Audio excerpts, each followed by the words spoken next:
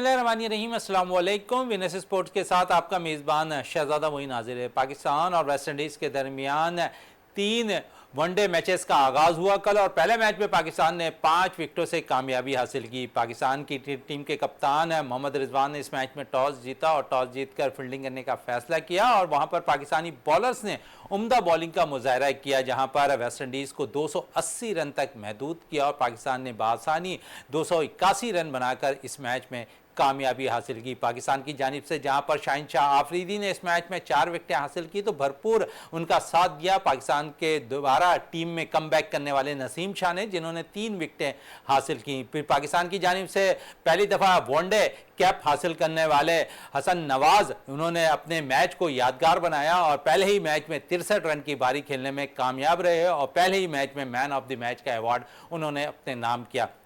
सारी सूरत-ए-हाल पे आज बात करेंगे कल के मैच के हवाले से, और हमारे साथ यहाँ पर मौजूद है जमील अहमद खान साहब मौजूद हैं, स्पोर्ट्स एनालिस्ट हैं। जमील साहब, कल का मैच और टीम ऐसा लगती थी बड़ी बैलेंस खेल रही है। बाबर ने भी रन किए, कल रिजवान ने भी रन किए, ओवरऑल मिडिल ऑर्डर अगर हम अपना देख लें तो तमाम ने रन किया, और ऐसा लग रहा था कि 280 रन बहुत आसान हदफ नज़र आ रहा था पाकिस्तान के लिए, और बाखूबी पाकिस्तानी बैटर्स ने उसे चेस किया। और साथ साथ जिस तरह बैटिंग का मुजाहरा किया पाकिस्तान की जानिब से हसन नवाज ने, हालांकि वो T20 फॉर्मेट के सबसे बेस्ट बैटर भी अब आजकल पाकिस्तान के तस्वुर किए जा रहे हैं। पहले डेब्यू मैच में 63 रन की बारी खेली और पूरा एतमाद इनिंग जिसे कहा जाता है वो खेलते दिखाई दिए। तो आप समझते हैं जब कोई लड़का टीम के साथ ट्रैवल कर रहा होता है तो वो कॉन्फिडेंस आ जाता है खिलाड़ी के अंदर, और वही कुछ हसन नवाज के अंदर कल नजर आया। देखिए, मैं समझता हूं कि हसन नवाज जब से क्रिकेट में आए हैं, चाहे डोमेस्टिक क्रिकेट देख लें या उनकी T20 देख लें या फिर अब जो कल उनका डेब्यू हुआ है वनडे का, तो उनकी कारकर्दगी जो है ना वो हर शोबे में इत्मीनान बख्श रही है। गो के एक सीरीज़ जो न्यूजीलैंड में हम खेले थे उसमें वो 1 सेंचुरी उन्होंने की थी, बाकी 4 इनिंग में वो 0 पे आउट हो गए थे। लेकिन जब आपको पता हो ना किसी प्लेयर के अंदर टैलेंट है तो उसको मौके जो है ना वो मौके देने से ये हुआ कि बांग्लादेश के खिलाफ भी उन्होंने अच्छी कारकर्दगी दिखाई, फिर यहाँ पर भी जो है ना मिडिल ऑर्डर को इस्तेकाम बख्शा। देखें, बात यह है कि पाकिस्तान जो है ना, जब आप मॉडर्न क्रिकेट की बात करते हैं ना तो पाकिस्तान जो है ना अभी मॉडर्न क्रिकेट से मैं समझता हूं कि थोड़ा दूर है। मतलब उस आपने बात की मिडिल ऑर्डर की, मैं मानता हूं। देखें, साइम अयूब जल्दी आउट हो गए, लेकिन 29 रन जो है क्या कहते हैं अब्दुल्ला शफीक ने भी किए। अच्छा, ये जो सलमान अली आगा ने भी 23 रन किए। फिर जो बाबर आजम है 47 रन की उन्होंने इनिंग खेली, 53 रन की इनिंग जो है रिजवान ने खेली। तो और फिर जब ये आउट हुए हैं, मैं बताना ये चाह रहा हूं आपको, जब ये आउट हुए हैं तो आपका एवरेज जो है वो ऊपर चला गया था। मतलब जाहिर है कि 5 रन के 5.5 रन का एवरेज हो तो वो 7.5 तो मैं ये कहता हूं कि जब इस क्लास के प्लेयर खेल रहे हो ना तो उनको रन रेट, क्योंकि आप चलें ये तो एक मैं समझता हूं कि ये वेस्ट इंडीज स्कोर नहीं था, 280 जो है ना एक नॉर्मल स्कोर है मॉडर्न क्रिकेट में, वरना 320 330 अगर आप रन चेस करने जाएंगे तो अब आप जूनियर प्लेयर जो है, मिसाल के तौर पे एक लड़के का डेब्यू हुआ है और एक लड़का जो है उसने कमबैक किया है, हुसैन तलत ने, और हसन नवाज का डेब्यू हुआ है। 101 रन चाहिए हमें 13 ओवर में, तो ये नहीं होना चाहिए था इस तरह, लेकिन बहरहाल हुआ। लेकिन जो हमारी मिडिल ऑर्डर है, अगर 73 रन के स्ट्राइक रेट से बाबर आजम खेल लें, 76 के रिजवान खेल लें, तो कम अज कम जो है 100 का स्ट्राइक रेट तो होना ही चाहिए ना, वरना 105 110। देखिए ना, 116 के स्ट्राइक रेट से खेले क्या कहते हैं हसन नवाज, और 110 के स्ट्राइक रेट से खेले हुसैन तलत, तो आपने जो है मतलब आपको लगा जैसे हम आसानी से जीत गए, लेकिन इतना आसान नहीं था। ये जिस तरह इन्होंने खेला, एक तारीफ करना पड़ती है कि जिस अंदाज में इन दोनों ने क्रिकेट खेली है कल, और 13 ओवर में 100 रन चाहिए थे। देखिए, मैं बताऊं आपको, जो कॉन्फिडेंस लेवल हसन नवाज का मैंने देखा ना वो बहुत ऊपर है। किसी का अगर डेब्यू और ऐसे मैच में वो बैटिंग करने जाए जहां पर पूरा मैच उसके ऊपर आ जाए और फिर वो उस टीम को निकाल कर ले जाए, तो ये किसी भी बड़े प्लेयर की मतलब ये कि निशानी होती है।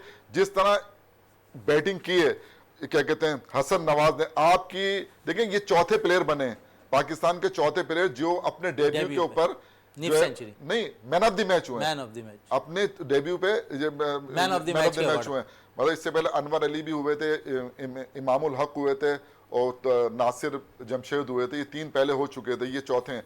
तो मैं मतलब ये है कि ऐसे प्लेयर जो है ना रोज हमें जाया नहीं करना चाहिए। देखिए, एक तो बहुत बड़ी बात पता है इसमें क्या है कि बुनियादी तौर पर ये ओपनर हैं, मतलब इन्होंने क्रिकेट अपनी एज ए ओपनर शुरू की, लेकिन मैं कहता हूँ ना प्लेयर की जो क्लास होती है वो बता रही होती है। ये मिडिल ऑर्डर में किनको खिलाया, मिडिल ऑर्डर के अंदर भी कम, यानी किसी भी लम्हे ये पैनिक नहीं हुआ कि यार एवरेज 8 का हो गया है, क्या हो गया, खेलते रहे नॉर्मल, जहां गेंद मिली उन्होंने हिट मार दी, एवरेज जो एक ओवर में 3 चौके मार के एवरेज फिर वही ले आए, किसी में 4 बने, किसी में 12 बन गए। ये जो क्रिकेट खेली ना, दिमाग वाली क्रिकेट, तो इससे जो है ना पता चलता है कि उनके कॉन्फिडेंस लेवल से कि वो जो लेवल अच्छा आ रहा था, और उनका उसके साथ फ्यूचर भी बहुत ब्राइट फ्यूचर भी बड़ा ब्राइट है। थोड़ी सी मैं बात करना चाहूँगा यहाँ पर हुसैन तलत के हवाले से। मौका मिला, प्रूव किया, 41 रन की इनिंग खेलने में कामयाब रहे। इससे कबल भी पाकिस्तान सुपर लीग में मैं अक्सर देखता था जब टीम प्रेशर में होती थी, वो इनफरादी ज़रूर खेल जाते थे अपनी इनिंग, टीम बेशक हार रही थी लेकिन कॉन्फिडेंस उनके अंदर इतना था कि जब मुश्किलात टीम के ऊपर होती थी वो इनिंग बारी लेकर खेलते थे। यही कुछ कल भी रहा, लेकिन यहाँ पर वो पाकिस्तान क्रिकेट टीम की नुमाइंदगी कर रहे थे और यहाँ पर आपने जिस तरह कहा कि हसन नवाज बड़ी अच्छे फॉर्म में नज़र आ रहे थे, उनका भरपूर साथ दिया और ये साथ देने की बदौलत पाकिस्तान ने बाआसानी ये टारगेट को चेज़ किया। जिस तरह आप हसन नवाज की बात कर रहे हैं कि जहाँ पर उन्हें बॉल मिली उन्होंने लंबे शॉट के लिए, इसी तरह हुसैन तलत ने भी जहाँ बॉल मिली लंबे शॉट के लिए, लेकिन उन्होंने सबसे इंपॉर्टेंट चीज़ है देखी कि कल उन्होंने सिंगल डबल्स पे बड़ा कंट्रीब्यूशन किया और दोनों के अगर हम देख लें कारकर्दगी तो इन्होंने अपने निसार ज्यादातर शुरू में रखा कि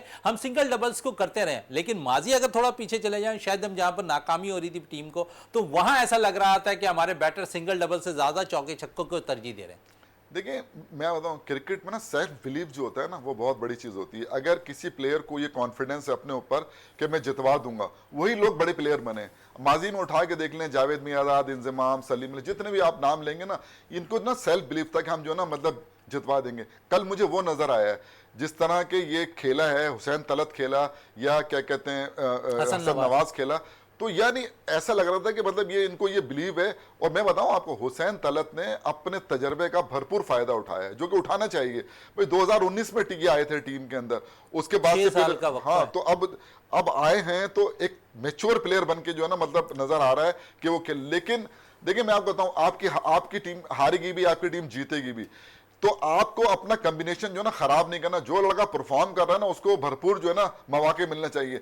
अब इस तरह का जो प्लेयर है ना कि यार वो एक मैच में करे और 3 में ना करे, वो प्लेयर जो है ना वो टीम के लिए बहुत नुकसानदेह होता है और हमने ऐसे प्लेयर कैरी किए हैं। तो अब हमें जो चाहिए कि जो इस टाइप के हमें जो है ना प्लेयर जो है ना मतलब अब टीमों में लाए। जैसे हसन, देखिए टीम में जगह बनाना प्लेयर का अपना काम होता है। हसन नवाज ने अपनी जगह खुद बनाई है, मतलब अपनी परफॉर्मेंस से मैचेस जितवा कर। और कल का मैच जो है, तो यार आप यकीन करें उसके चेहरे से, उसके इससे मतलब उसको लगी ना, उसको पता था मैं जब चाहूंगा छक्का मार दूंगा, जब चाहूंगा चौका मार दूंगा, जब चाहूंगा 2 छक्के मार दूं। मतलब ये उसको जो कॉन्फिडेंस है, ये प्लेयर को जो है ना बड़ा प्लेयर बनाता है। और मैं समझता हूं कि जितनी भी तारीफ की जाए इन दोनों की, देखिए मैं आपको बताऊं, मैच जिताने में इन दोनों का कलीदी किरदार तो है, लेकिन हमने देखा कि मैच फिनिश करके जाने वाले प्लेयर्स बहुत कम थे और दोनों ने मैच कल फिनिश किया। और यहाँ पर कुछ देर बाद हम देख रहे थे जो कप्तान से बात हुई मोहम्मद रिजवान से, वो ये कह रहे थे जब हसन नवाज से पूछा गया, उन्होंने कहा कि आपने मैच फिनिश करके जाना है। एक कप्तान भी एतमाद देता हुआ नजर आया यहाँ पर, तो ये कप्तान की भी उन्होंने लाज रखी और मैच को फिनिश किया।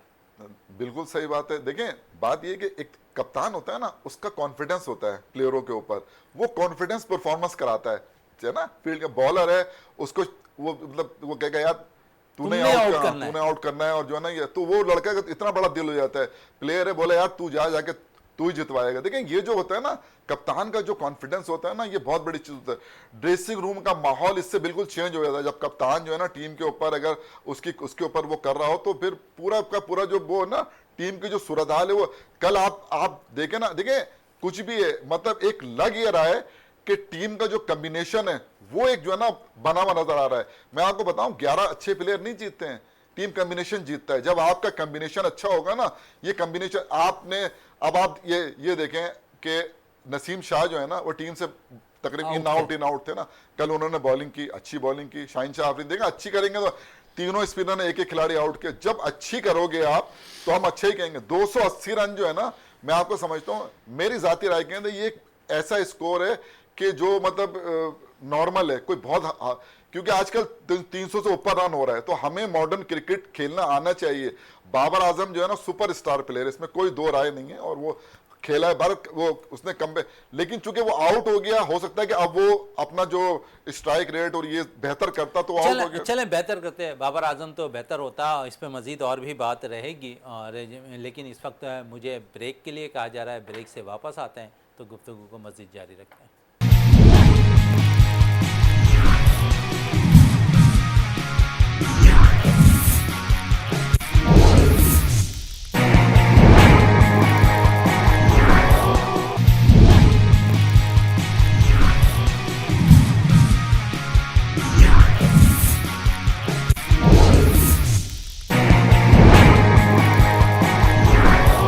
Welcome back. और हम बात कर रहे थे बाबर आजम के हवाले से, उनके स्ट्राइक रेट के हवाले से जमील साहब से, और मैच में कल उन्होंने 47 रन स्कोर किए। इस पे मजीद और भी बात करते हैं। बाबर भी इन आउट के बाद आए हैं टीम के अंदर वापस, और एतमाद अभी भी उनके अंदर मौजूद है। और लोग जो बातें कर रहे हैं कि एक बाबर को जो है किनारा कशी इख्तियार कर लेनी चाहिए, टेस्ट क्रिकेट पे ज़्यादा फोकस करना चाहिए, लेकिन कल भी हमने देखा मुश्किल सूरत ज़रूर हो गई थी पाकिस्तान के लिए इस मैच में, लेकिन कल उन्होंने फिर इनिंग को बिल्ड किया। पहले सलमान अली आगा के साथ, रिजवान के साथ हमने देखा कि लंबी बारी खेलते रहे।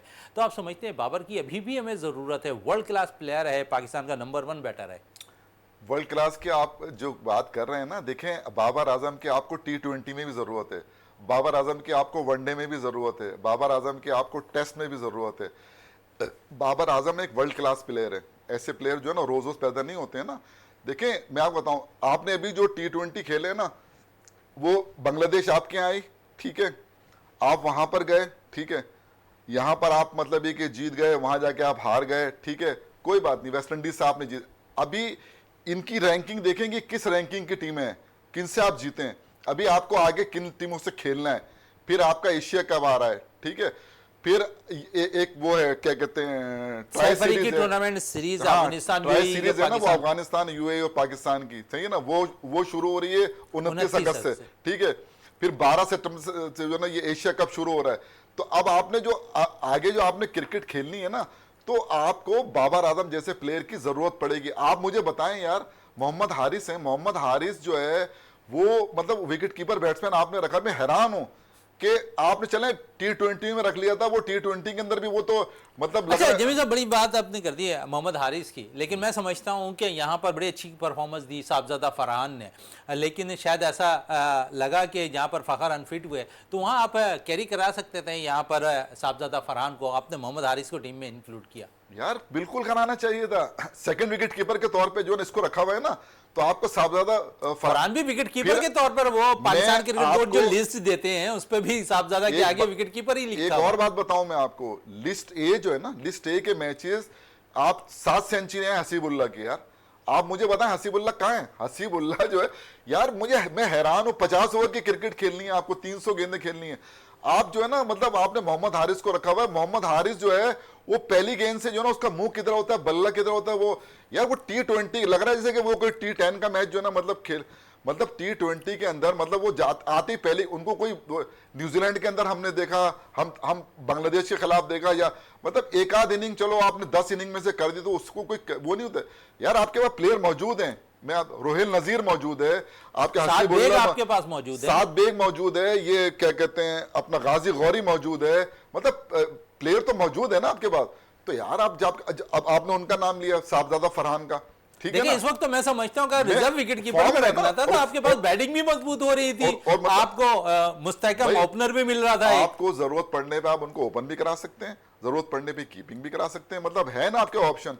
यार ये इनका इस टीम में होना ना, मोहम्मद हारिस का माफ कीजिएगा मेरी समझ में नहीं आया। दूसरी बात कि आपके जो कप्तान साहब हैं वो सलमान अली का नो डाउट बेहतरीन प्लेयर है, मैं हमेशा मैंने तारीफ की और वो वाकई है भी बहुत जबरदस्त प्लेयर और परफॉर्मर है, ऐसी बात नहीं। लेकिन मेरी जाती राय में वनडे और टेस्ट क्रिकेट ये 2 फॉर्मेट के लिए ना बहुत आइडियल प्लेयर है सलमान अली आगा। T20 क्रिकेट थोड़ा सा डिफरेंट क्रिकेट है, हमें जो है ना T20 क्रिकेट के लिए हसन नवाज जैसे जो प्लेयर है ना वो तलाश करना। आप एक ऐसे प्लेयर्स के बारे में बात कर रहे हैं जो इस वक्त T20 टीम का कप्तान है। जी जी जी, देखिए मैं तो हकाइक पर बात कर रहा हूँ ना, मेरा अपना तज्जिया है ये, मैं कोई ये थोड़ी कह रहा हूँ कि उनका आप हटा, मैं तो मेरा एक तज्जिया है कि आपको ऐसे जो है ना प्लेयर जो है ना चाहिए कि जो अगर जरूरत पड़े, देखिए ना अभी आप ये देखेंगे जो मैच हमने खेला है T20 उसके अंदर वो रना बॉल खेलें, समझे ना। तो रना बॉल से तो मतलब ये कि आप मैच नहीं जीत, जबकि हसन नवाज को आप देखें जो वेस्ट इंडीज से आखिरी T20 उसकी बात कर रहा हूं, जो आप 13 रन से जीते हैं, तो मैं उसकी बात करूं। तो मैं बात ये कर रहा हूं कि ये जो क्रिकेट है ना, ये जो T20 इसके जो प्ले जो है ना वो अलग होते हैं, समझे ना। तो हमें थोड़ा सा इस तरफ देखना चाहिए भाई, वो आपने बना दिया वो ठीक है, अब आप इनको कहां तक लेके जाते हैं ये भी देखना होगा कि आपने इन्हीं के साथ एशिया कप खेलना है, इन्हीं के साथ वर्ल्ड कप तक जाना है, वो अलग बात है। लेकिन मैं आपको आज एक बात बता रहा हूं कि आप मुझे जो है ना T20 की टीम में बाबर आजम जो है वो नजर आ रहे हैं। चले बाबर आजम नजर आ रहे हैं। थोड़ा सा आपने सलमान अली आगा की बात की है। T20 सीरीज में हमने देखा कि सलमान अभी, क्योंकि कल के मैच का अगर उठाकर हम देख लें तो वहाँ पर बड़ी ज़बरदस्त उन्होंने बॉलिंग का मुजाहरा किया। T20 में शायद अपने आप को सामने बॉलिंग में लेकर आ नहीं चाह रहे थे, और कल हमने देखा कि कल पूरे ओवर्स उन्होंने किए। T20 फॉर्मेट में क्या वजूहत बनी कि शायद वो एज ए कप्तान होकर बॉल पकड़ कर आ सकते थे, लेकिन उन्होंने अपने आप को बैक पे रखा? क्या वजूहत हो सकती है? यार मैं आपको बताऊं, देखिए जब कप्तान होता है ना तो कप्तान की एक अपनी जो है ना एक नहीं सोच ये होती है कि यार जो खेल रहे ना बॉलर, मैं उनको जो है ना मौके दूं। ये तो सरफराज के पास ये सोच थी, ये सलमान अली आगा के पास भी है ये सोच। तो मुझे जो लगा है ना, देखिए रिजवान ने जिम्बाब्वे में आपको याद होगा T20 में इनसे बॉलिंग कराई है और अच्छी बॉलिंग की इन्होंने, लेकिन खुद इन्होंने यहाँ पर जो है ना मतलब अभी आप देखें यहाँ पर जो कल वनडे हुआ है पूरे 10 ओवर किए ना इन्होंने, रिजवान ने कराई ना उनसे बॉलिंग, तो ये खुद कप्तान होके इन्होंने वहां पर मतलब नहीं की। एज ए ऑलराउंडर जो है ना, एज ए ऑलराउंडर T20 के अंदर अगर ये अपनी बैटिंग इंप्रूव कर लें, और मतलब ये कि स्ट्राइक रेट जो है ना, देखें T20 के अंदर आपकी पूरी टीम उठा के देख लेना, किसी का स्ट्राइक रेट 150 से ऊपर तो नहीं है ना, सबका स्ट्राइक रेट यार वही 130 135 या ये सा। तो हमें अपनी टीम का स्ट्राइक रेट भी जो है ना बेहतर करना है। दूसरा, सलमान अली आगा के अंदर ये सलाहियत मौजूद है कि वो अपनी बैटिंग में इंप्रूवमेंट ला सकते हैं, तो अगर वो ले आए और फिर पूरे 4 ओवर भी करें तो इससे अच्छी कोई, देखिए नवाज क्यों बैठे हैं बाहर, मोहम्मद नवाज तो यहाँ तीनों को खेले थे ना, लेकिन वो नहीं खेले। वजह क्या है कि साइम अयूब उनको पता है कि अच्छी बॉलिंग कर रहे हैं, सलमान अली आगा ऑप्शन इनके पास मौजूद है, और सुफियान मुकीम, तो मैं समझता हूं कि यार सुफियान मुकीम की तारीफ ना करना उसके साथ ज्यादती होगी। सुफियान मुकीम ने जिस तरह की बॉलिंग की है, मैं समझता हूं कि हालांकि कल पहले ओवर में उन्हें 10 रन पड़ गए थे, लेकिन उसके बाद एतमाद के साथ उन्होंने बॉलिंग की। 15 रन भी पड़ जाए ना तो देखिए ये कॉन्फिडेंस देने की बात है ना। हो सकता है अगले 15 ओवर में जो है ना, अगले 3 ओवर में वो चाहे ना 15 रन दे के 3 खिलाड़ी आउट कर दे, वो गेम चेंजर है। मैं आपको बता दूं वो जब मतलब, और उसमें इतना कॉन्फिडेंस है कि उस देखें हसन नवाज और सुफियान मुकीम के आने से आपकी टीम का जो है मोराल और बैलेंस जो है वो बिल्कुल जो है ना मतलब वो हो गया है। और कल जिस तरह हुसैन तलत खेला है, तो मैं समझता हूं देखिए इसमें थोड़ी सी जो है ना सिर्फ और सिर्फ जो है ना आपको अब ये करना है कि लड़कों को अपना जो स्ट्राइक रेट है ना वो बेहतर, अच्छा उसको बेहतर करना है। एक ऐसे ऑलराउंडर के हवाले से ज़रूर बात करना चाहूँगा मैं आपसे, क्योंकि अहमद दानियाल एक अच्छा ऑलराउंडर निकल कर आया। मैं समझता था कि शायद यहाँ पर वेस्ट इंडीज़ के ख़िलाफ़ वनडे सीरीज़ में उसे मौका मिल सकता था या T20 में, लेकिन यहाँ पर सेलेक्टर ने उन्हें मौका नहीं दिया। आप कंटिन्यू कर रहे हैं फ़हीम अशरफ के साथ, अगर इससे थोड़ा सा पीछे चले जाए तो वसीम जूनियर आपके पास मौजूद थे, और मैं ये ज़ाती तौर पर ये कह रहा हूँ कि मिडल्स पे हमें आज भी प्रॉब्लम रही है। कल के मैच उठाकर देख लें तो वहाँ पर भी मिडल्स पे आपके बॉलर्स ने कोई ख़ास कारकर्दगी नहीं दिखाई। विकटें जहाँ लेने की ज़रूरत थी वहाँ विकटें नहीं मिली। आप समझते हैं कि वसीम जूनियर से बेहतर फ़हीम अशरफ है या फ़हीम अशरफ से बेहतर वसीम जूनियर है? देखिए जब आए थे ना तो उस वक्त तो लगता था कि जो है ना क्या कहते हैं इनको गलत लाया गया है फ़हीम अशरफ को, लेकिन आने के बाद उनकी कारकर्दगी जो है ना वो तसलसल है उसके, मतलब उनकी कारकर्दगी ख़राब नहीं है। कोई भी प्लेयर जो है ना अगर 10 मैच खेलेगा 10 के 10 में जो है ना परफॉर्म नहीं कर सकता ना। तो जहाँ जहाँ इसको मौका मिला है ना बैटिंग के अंदर, बॉलिंग में, और ये फॉर्म इनकी PSL से है। PSL में जिस तरह इन्होंने खेला है, आउट भी किए हैं और मतलब रन्स भी किए हैं, फिर वो टीम के अंदर आए, फिर टीम के अंदर भी उनकी परफॉर्मेंस अच्छी रही। तो मैं समझता हूँ कि इस वक्त अगर आप मुझसे बात करेंगे तो फ़हीम अशरफ जो है वो बेहतर है। देखें आपके पास ऑप्शन तो बहुत है ना, मोहम्मद हसनैन भी है और आकिफ जावेद भी है, फिर ये जो आपने ये जो मोहम्मद वसीम जूनियर हैं, तो आपके पास तो मतलब है मतलब बॉलर, ये नहीं कि अभी देखें ना इस उसके अंदर अब्बास आफरीदी भी जो है ना मतलब नहीं है। तो ये अहमद दानियाल नहीं है, इसके अंदर सलमान मिर्जा नहीं है इस वक्त टीम सलमान के मिर्जा साथ, नहीं है, हारिस रऊफ भी नहीं है इसमें, हारिस रऊफ भी नहीं है। तो आपके पास तो बहुत है ना, मतलब ऑप्शन आपके फास्ट बॉलिंग का शोबा आपके लिए बहुत मजबूत है, बहुत मजबूत है। अब आपको किस फॉर्मेट में किसको खिलाना है, ये अब आपकी सवाबदीद है, कोचेस की सवाबदीद है कि मतलब अब इन्होंने एक चीज ये तय कर ली है कि हारिस रऊफ को हमें जो है वो T20 मुझे जो लगा है अब कि हमें जो है T20 खिलाना है, और मैं समझता हूँ ये मतलब बेहतर है, कोई ऐसी बात नहीं है, अच्छी बात है ये। और आप ये भी तय कर लिया इन्होंने कि अब्बास आफरीदी को भी इनको जो है ना T20 खिलाना है, जो इनको ड्रॉप कारकर्दगी तो इतनी खराब नहीं थी जो ड्रॉप कर दिया, तो इसका मतलब है ये अब उसी फॉर्मेट अच्छा, के अंदर ये दो फॉर्मेट के हवाले से आपने तो बातें कर ली। शाहीन अगर हम देखें तो कल अच्छा परफॉर्म करने में कामयाब रहे, और क्योंकि हमने दो बड़े इवेंट, जिस तरह आपने कहा कि अभी एशिया कप फिर वर्ल्ड कप हमने खेलना है T20 का, शाहीन को आप किस तरह देख रहे हैं? क्योंकि अब कप्तान भी, मैनेजमेंट भी, सेलेक्टर्स भी, मैं समझता हूं कि उन्हें कम कम यूज़ करते दिखाई दे रहे हैं। हमने देखा लास्ट सीरीज़ के मैच में जहां पर हमें ज़रूरत थी शाहीन की कि शायद वो मैच खेलते, लेकिन फाइनल मैच था, वहाँ पर सीरीज़ कोई भी जीत सकता था, पाकिस्तान ने वो सीरीज़ जीती, लेकिन वहाँ शाहीन वो मैच नहीं खेल रहे थे। तो सेलेक्टर्स भी अब जहनों में बसा चुके हैं कि शाहीन को भी हमें थोड़ा सा बचा बचा के जो है खिलाना है मैच। ये देखें, ये जो है ना, ये कोच का काम है, जो आपके जो कोच है ना, हेड कोच जो है, उसका काम है। उसने जो है ना जिस तरह किस प्लेयर को कहाँ इस्तेमाल करना है, यानी उसका कॉन्फिडेंस मतलब था ना कि मतलब ये जो हम जिसको भी मैं डालूंगा वो परफॉर्म करेगा। तो आपने मैच भी वो मतलब जीत लिया। तो टीमें इसी तरह बना करती हैं, जब आप चेंज करेंगे और लड़के लाएंगे। अभी आपने देखा ना, सुफियान मुकीम आया तो उसने अपनी जगह बना ली, हसन नवाज आया उसने अपनी जगह बना ली, अब हुसैन तलत जो है कैसे बाहर करेंगे उसको आप?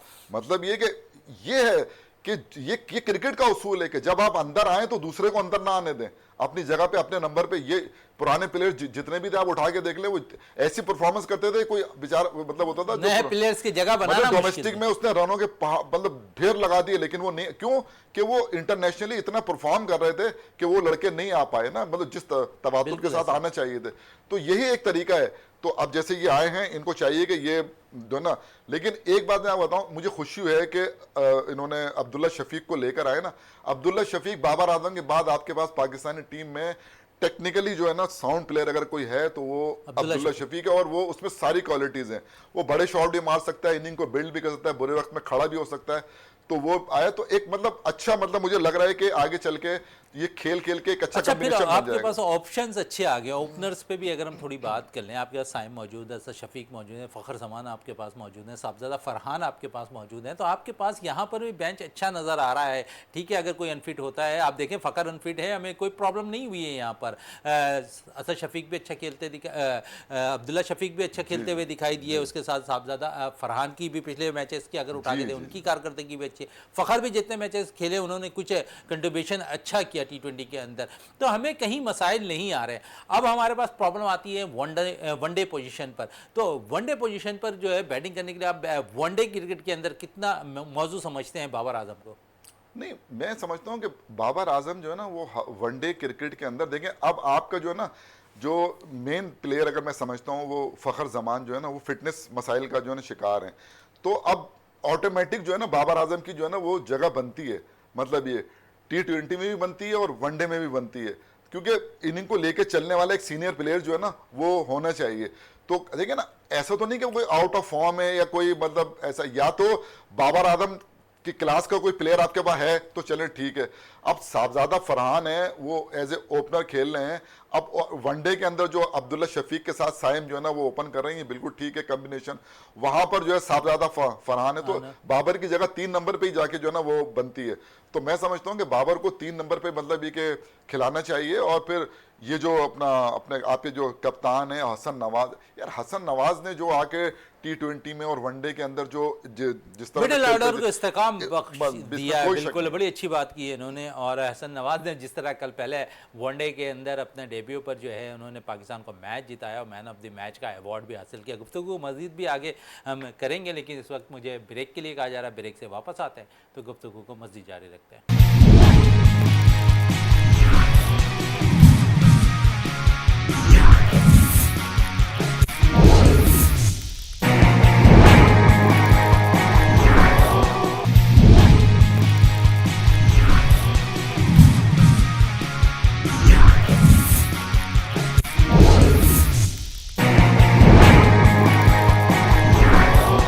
Welcome back. और हम बात कर रहे थे यहाँ पर पाकिस्तान और वेस्ट इंडीज़ के दरमियान पहले वनडे मैच के हवाले से, और जहाँ पर पाकिस्तान ने कामयाबी 5 विकेटों से हासिल की। और अगर हम देखें तो शहर क़ायद के अंदर मुख्तलिफ जगहों पर क्लब क्रिकेट का इनेकाद भी हो रहा है, और क्लब क्रिकेट के अंदर हम देख रहे हैं कि मुख्तलिफ ग्राउंड्स के मसाइल भी चलते हुए दिखाई दे रहे हैं। जमील साहब हमारे साथ मौजूद हैं। जमील साहब से भी पूछना चाहूँगा, इवेंट बहुत हो रहे हैं, लातादाद हो रहे हैं, लेकिन हमारे पास ग्राउंड्स की कमी नज़र आ रही है। प्लेयर्स के शायद मैं समझता हूँ कि ज़ाती तौर पर कि उनको भी प्रॉब्लम्स हो रही हैं कि मुख्तलिफ अगर ग्राउंड्स मौजूद होंगे तो मुख्तलिफ एकेडमीज़ चलती हुई दिखाई देती हैं, लेकिन ऐसी चीज़ें अब ख़त्म होती हुई जा रही हैं शहर क़ायद के अंदर से। तो आप समझ रहे हैं कि हमें अब इस पर भी काम करने की बहुत अशद ज़रूरत है, क्योंकि ये चीज़ें बिल्कुल ख़त्म हो गई हैं शहर क़ायद से।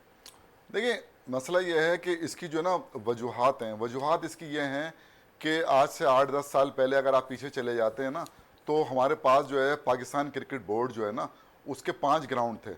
2001 के अंदर जो है ना ये ग्राउंड जो है, पाकिस्तान के जो जनरल तौकीर ज़िया साहब उस वक्त पाकिस्तान क्रिकेट बोर्ड के चेयरमैन थे, और उन्होंने पूरे मुल्क के अंदर 90 से ज़्यादा जो है ना ग्राउंड जो है वो बनाए थे। उसमें से 5 ग्राउंड उन्होंने कराची में भी जो है ना मतलब ये कि बनाए थे। उसका ये था कि पाकिस्तान क्रिकेट बोर्ड ने फंडिंग की थी 5 ग्राउंड की। अच्छा, वो ग्राउंड जो है वो ज़ाहिर के केएमसी के थे, तो केएमसी से जब रिक्वेस्ट की गई तो केएमसी ने 5 ground, TMC cricket ground, Pak star cricket ground, Landi gymkhana, student cricket ground और आसफाबाद क्रिकेट ग्राउंड, ये 5 ग्राउंड जो है वो बना के दिए। और ये बाकायदा जो ना इस पर एग्रीमेंट हुआ और रेजोल्यूशन पास हुई, करारदाद केएमसी के अंदर पास हुई, और उस करारदाद के तहत 10 साल के लिए ये ग्राउंड जो है वो दे दिए गए पाकिस्तान क्रिकेट बोर्ड और केसीसी।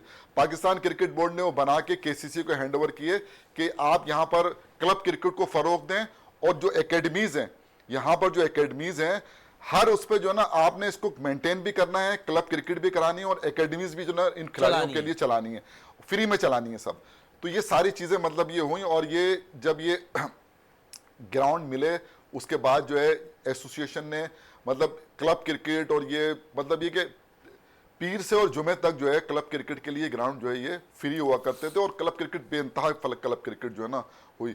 और समझ लें कि जब 2014 से और ये 2001 से और 2011 तक का एग्रीमेंट था, तो 2011 जब एग्रीमेंट जब ख़त्म होने लगा, जब ख़त्म हुआ, तो उस वक्त जो है सिराजुल इस्लाम बुखारी साहब हमारे बुज़ुर्ग और हमारे समझो उस्तादों में से जिसे हम कहते हैं कि मतलब वो ऐसा नाम है कि कराची क्रिकेट की जब तारीख लिखी जाएगी तो सिराजुल इस्लाम बुखारी साहब के बगैर जो है ना वो नाम, मतलब उनकी जो 40-45 साल जो खिदमात हैं, आज हम जैसे लोग अगर कुछ थोड़ा बहुत वो है तो हम उन्हीं के मतलब तुफैल जो है ना उन्होंने हमें प्रमोट किया जो हम इस मकाम तक पहुँचे।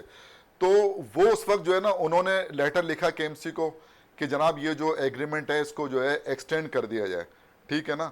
उसके बाद 2014 के अंदर एजाज फारूकी साहब आए, उन्होंने लेटर लिखा कि जनाब इसको एक्सटेंड कर दिया जाए। उसके बाद 2019 के अंदर नदीम उमर भाई जो हैं उन्होंने 2 लेटर लिखे, समझे ना। इससे पहले बुखारी साहब ने लिखे, फिर उन्होंने लिखे, फिर 2 लेटर उन्होंने 2019 में 2019 के अंदर इन्होंने 2 लेटर लिखे, और एक लेटर में ये भी मतलब सजेशन दे दी केएमसी को कि हम हर ग्राउंड से 30,000 रुपये महीना, आपको 1.5 लाख रुपये महीना हम इन 5 ग्राउंड से वो देंगे। वो लेटर मेरे पास जो है ना वो मौजूद है। ये टीएमसी को देंगे, केएमसी को देंगे? केएमसी को देंगे, ये जो है ना ये केएमसी को देंगे, क्योंकि जाहिर है कि ग्राउंड हमने एग्रीमेंट हमारा केएमसी से था, और केएमसी को ही हम जमीन केएमसी के सब कुछ, तो हम केएमसी को देंगे। ये वो 2019 के अंदर ये सिलसिला चल रहा था, ये जुलाई की बात है मेरे ख्याल में ना, तो ये सिलसिला चल रहा था। और ये जो डिपार्टमेंट था culture and sport department KMC का, इसने वो केस जो है आगे भेज दिया। मतलब ये कि जो नदीम भाई, अब हुआ क्या कि 19 अगस्त 2019 को जो है तमाम मुल्क की जो एसोसिएशन है वो जो है मतलब ख़त्म कर दी गई, मतलब तहलील कर दी गई। अब वो तहलील हो गई तो जाहिर है कि अब नदीम उमर भाई भी जो है ना अपने मनसब पे नहीं रहे, तो ये जो अब जो ये जो ग्राउंड है तो ये जिनके पास भी थे जैसे थे ये चल रहे थे। 2022 के अंदर फिर जो है ना केएमसी ने टेक ओवर करना शुरू कर दिए, एक एक करके वो तमाम जितने भी ग्राउंड्स थे वो टेक ओवर कर लिए। कुछ ग्राउंड्स जो है वो जो टीएमसी टाउन म्यूनिसिपल का कॉर्पोरेशन जो है उन्होंने मतलब ये कि कर लिए। तो ये सारे के सारे जो ग्राउंड्स हैं अब ये या तो केएमसी के उसमें चले गए या टीएमसी। अब वो उन्होंने वो ग्राउंड दे दिए ठेके के ऊपर। अब किस उस पे दिए, क्या दिए, अब वो हमारे, लेकिन वो ठेके पे दे दिए। अब जिन्होंने लिए हैं वो जाहिर सी बात है, वो तो जाहिर है एक रकम दे के वहां पर जो भी एग्रीमेंट हुआ देकर आए, तो वो तो अपना वो करेंगे, पूरा करेंगे। तो इसकी वजह से क्लब क्रिकेट जो है वो पीछे चली गई। देखें, ये ग्राउंड बने ही क्लब क्रिकेट के लिए थे, और ये अगर मिसाल के तौर पर इन ग्राउंड के ऊपर क्लब क्रिकेट नहीं होगी, मिसाल के तौर पर प्लेयर का कहां से आएगा? बात यह है कि जो 10-12 साल पहले जो प्लेयर जो निकले थे वो इसी वजह से निकले थे क्लब क्रिकेट से। आज जो है ना वही नहीं है, मुकाबले ही नहीं है, मतलब कंपटीशन नहीं है ना। जब कंपटीशन नहीं होगा, अब एक टूर्नामेंट जो है ना एक साल पहले हुआ, फिर एक टूर्नामेंट जो है ना वो, अब एक साल में एक टूर्नामेंट अगर आप कराएंगे तो प्लेयर थोड़ी निकलेगा। ये सारे ground regional cricket association Karachi को मिलना चाहिए, ये उन्हीं का राइट है। ग्राउंड चलाना रीजनल क्रिकेट एसोसिएशन कराची का काम है, ये केएमसी का काम नहीं है, ये टीएमसी का काम नहीं है। देखें, ये अगर मिसाल के तौर पर अगर ये जो ग्राउंड्स हैं, ये ग्राउंड्स अगर नहीं मिले तो जो कराची की रही सही क्रिकेट है ना वो भी बिल्कुल खत्म हो चले, गया। आप कह रहे हैं कि रही सही क्रिकेट खत्म है। आपने कहा कि लास्ट है नदीम उमर साहब ने 2019 में जो है लेटर भेजा था, तो 2019 के बाद कोई लेटर इस वक्त नहीं भेजा करंटली अभी? तो एसोसिएशन ही नहीं थी। अब तो बन चुकी है रीजनल क्रिकेट एसोसिएशन, तो अब तो बन चुकी है भाई। अब ये जो अभी इस वक्त रीजनल क्रिकेट एसोसिएशन है, इनका एक वफ्द जो है वो मिलने गया था, और वो मिलकर आया है बैरिस्टर साहब से, बैरिस्टर मुर्तजा वहाब साहब से, और उन्होंने जाके शायद जाहिर है अपनी जो भी गुजारिशात होंगी उनके सामने रखी, लेकिन वो शायद अब तक जो है ना कोई रिजल्ट तो नहीं आया। तो ना वो शायद पता नहीं मानी गई या नहीं मानी गई, मुझे नहीं पता। लेकिन मैं आपको एक बार बता दूं, ये जो ग्राउंड्स है ना, ये ग्राउंड्स जो है ना केएमसी का काम है चलाना, ना टीएमसी का काम है। ये ग्राउंड पैसे कमाने के लिए नहीं होते, मैं आपको फिर बता रहा हूं। ये ग्राउंड जो है ना खिलाड़ियों को फैसिलिटेट करने के लिए होते हैं। अगर खिलाड़ियों को अगर हमने मौके नहीं दिए, और अगर ग्राउंड जो है पैसे देकर, और मतलब क्लब क्रिकेट के लिए जो है ना भाई, अब 2006 से और आप समझ लेंगे अब तक जो है ना, जो भी टूर्नामेंट होता है उस टूर्नामेंट में एंट्री फीस भी नहीं ली जाती थी, और गेंदें भी फराहम की जाती थी। तो इसी वजह तो निकल लेते खिलाड़ी, ग्राउंड भी हर वक्त अभी जब चाहे करा लो, शुरू कर दो टूर्नामेंट। अब क्या है, अब तो सोचता है आदमी यार कि एक मैच एक ग्राउंड आपके पास सिर्फ है, और उसी पे मैं समझता हूं कि इतने मैचेस हो रहे हैं टूर्नामेंट एक मैच आपने, अगर आप एक टूर्नामेंट आप करा रहे हैं, चले मैं मान लिया कम से कम 32 टीम है, चले 32 टीम है ना, अब आपको एक टूर्नामेंट कराना 11,000 11,500 रुपए एक मैच पे खर्चा आ रहा है। तो आप कैसे कराओगे यार, मुझे बताएं ना। मतलब कौन करेगा, मतलब 5 लाख रुपए का टूर्नामेंट कौन करेगा? ओपनिंग सेरेमनी है, क्लोजिंग सेरेमनी है, फिर ये जो ग्राउंड चार्जेस देने, फिर ये जो गेंद, एम्पायर, स्कोरर। तो अब अगर ये जो ग्राउंड जो है ये एसोसिएशन के पास हो तो खर्चा आधा हो जाएगा।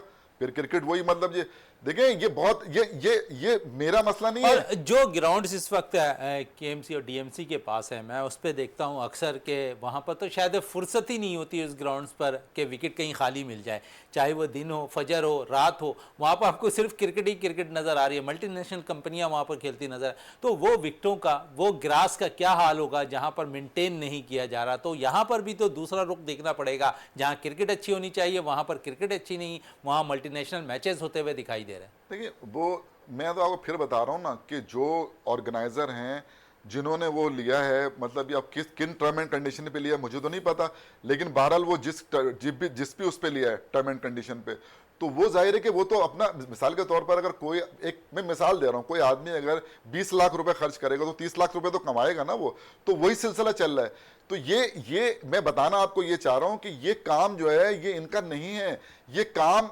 एसोसिएशन को आप दें और फ्री ऑफ कॉस्ट दें। जब एक रेजोल्यूशन पास हुई है 2001 के अंदर, तो एक और पास कर लें रेजोल्यूशन, और उस रेजोल्यूशन के तहत आप 10 साल के लिए एसोसिएशन को दें आप ग्राउंड, ताकि और अपनी टर्म एंड कंडीशन रखें। और अगर आप ये चाहते हैं कि भाई मिसाल तौर पर केएमसी की माली पोजीशन ठीक नहीं है तो आपको इससे देना है, आप तय कर लें। आप एसोसिएशन को कहें भाई हमें 50,000 रुपये महीना चाहिए ग्राउंड से, 1 लाख, जो भी चाहिए आपको, आप उनसे ये करके, और आप ताकि देखें, ताकि क्रिकेट हो, और जो है एसोसिएशन आपको जो है मतलब जो भी आप तय करें, जो एग्रीमेंट आपको करना है, जो कुछ करना है वो करना आपको एसोसिएशन से, रीजनल क्रिकेट एसोसिएशन से एग्रीमेंट करके ग्राउंड्स उनके हवाले करना चाहिए। बल्कि मैं तो यहां कहूंगा 5 ग्राउंड की बात नहीं कर रहा मैं 7 जोन है उनके 7 ग्राउंड की बात कर रहा हूं कि 7 ग्राउंड जो है ना वो कम से कम जोन के पास होना चाहिए। एक केसीसी का अपना ग्राउंड है वो रहना चाहिए, उसके अलावा जो है वो ग्राउंड होना चाहिए 7 ग्राउंड का एग्रीमेंट हो 10 साल का। देखें बात ये है कि इस शहर के बच्चे खेलेंगे ना, इस शहर के जो प्लेयर हैं वो खेलेंगे ना।